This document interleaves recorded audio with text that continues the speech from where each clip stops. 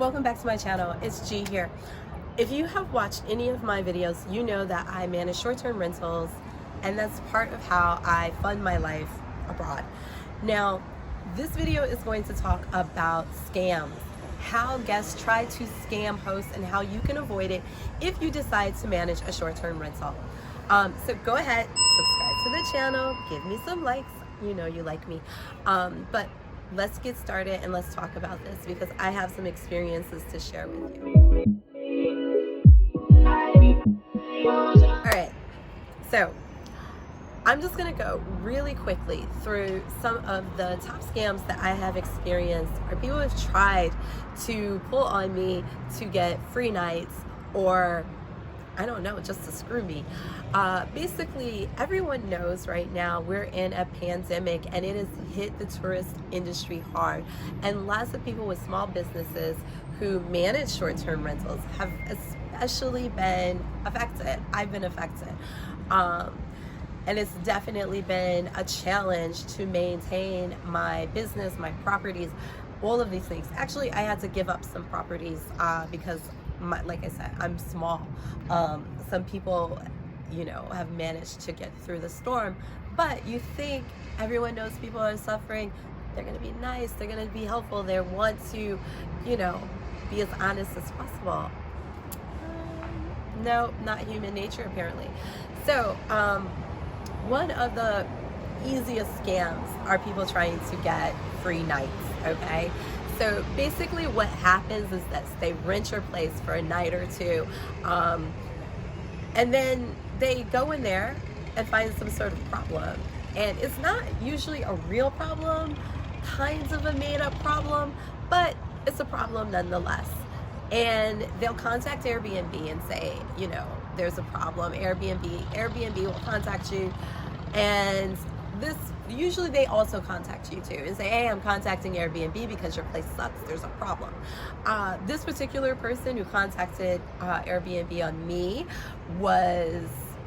they rented the place, and for some reason they went through all of my cabinets, including like under the TV where usually people don't go.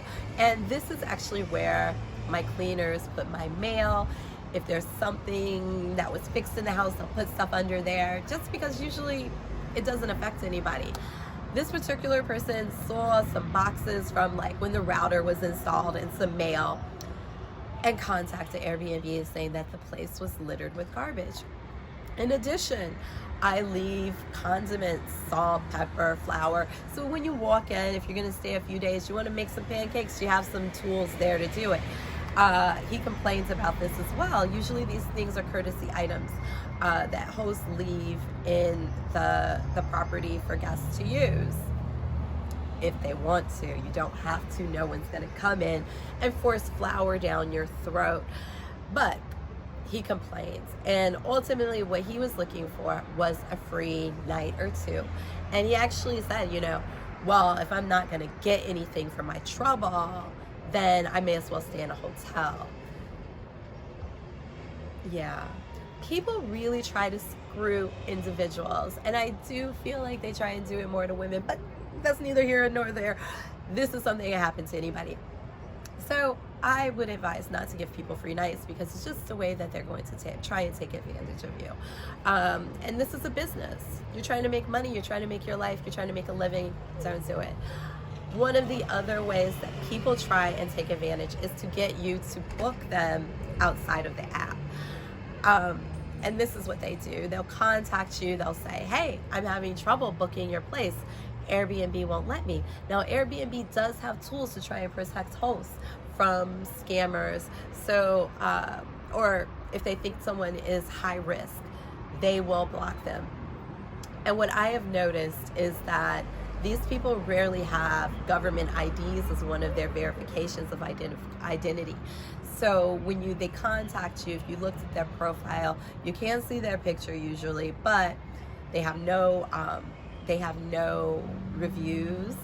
They have maybe just signed up a few months ago for the app and to be able to use Airbnb, or it could be years ago, who knows, whatever. But basically what they're trying to do is get you to book outside of the app. Now, why? Well, Airbnb provides insurance. So if someone comes in, damages your place, Airbnb covers it. These people could potentially not pay, right? So if you say, okay, send me money through Cash App or whatever the case may be, they could potentially challenge that payment, get their money back. They've stayed in your place for free. You get nothing. Or they go in and damage your place. They steal things. You have no insurance. So that is definitely not worth it. Don't do it. Don't try it. Don't believe them. I actually had someone contact me recently, and this was the first time for this, where they were like, can I talk to you outside of the app? And they gave me their WhatsApp. And they were foreign. So I was kind of like, okay, I know foreigners sometimes, like to use WhatsApp. So I WhatsApped him. And his deal was he wanted to say that he was going to leave the place open, but he wanted to send me money. It was some weird situation where he's like, I don't want to rent your place. I want to send you money, and then you take part of the money for your Airbnb, and then part of the money I need you to send. It's a classic scam. So basically you end up sending your own money somewhere, and like you never, like, it's just like those princes in Nigeria who want to send you money. Like they want to scam you. So that's another thing. Just don't trust anybody. I know it's hard. I also think that a lot of times these are just some of the challenges that you might experience once you decide, if you ever decide, to manage a short-term rental, and some scams to watch out for. So be careful out there, guys. And that's all I'm going to tell you about today. I'm going to talk more about short-term rentals. I'm going to talk more about ways that I make my money abroad, in addition to all the other things that go on in my life. So you know what you should do. Go ahead. You know what I'm going to say, don't you? Subscribe to the channel.